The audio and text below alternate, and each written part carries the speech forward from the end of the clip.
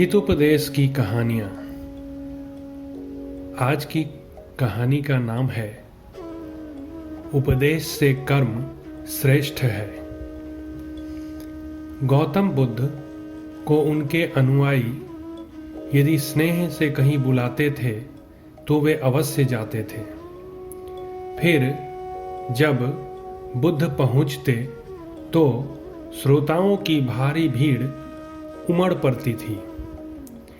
बुद्ध के वचनों में जो अमृत तत्व होता था उसका पान करना सभी को प्रीतिकर लगता था।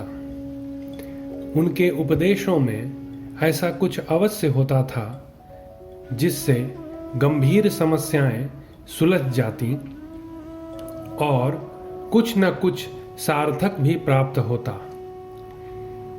एक गरीब किसान गौतम बुद्ध का बहुत बड़ा भक्त था। एक दिन वह बुद्ध के पास आया और अपने गांव आने का आग्रह किया। बुद्ध उसके गांव पहुंचे तो सारा गांव उन्हें देखने व सुनने के लिए उमड़ पड़ा, किंतु वह किसान नहीं आया। हुआ यह कि उसी दिन किसान के बैलों की जोड़ी कहीं खो गई। किसान इस दुविधा में रहा कि बुद्ध का प्रवचन सुने या अपने बैलों को खोजे। काफी सोचने के बाद उसने अपने बैलों को खोजने का निर्णय लिया। घंटों भटकने के बाद बैल मिले।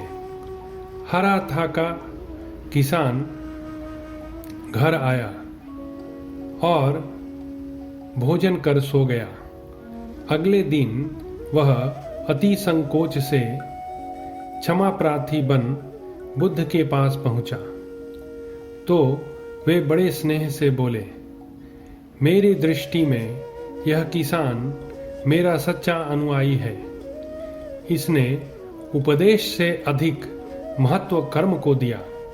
यदि यह कल बैलों को न ढूंढते हुए उपदेश सुनता तो मेरी बातें इसकी समझ में नहीं आती, क्योंकि मन बैलों में अटका रहता।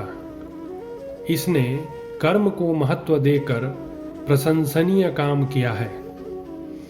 मित्रों, सार यह है कि हम जहाँ जिस भूमिका में हों उसका ईमानदारी से निर्वाह करें। यही सच्ची आध्यात्मिकता है, क्योंकि प्रत्येक धर्म कर्म को ही सर्वोपरि महत्व देता है।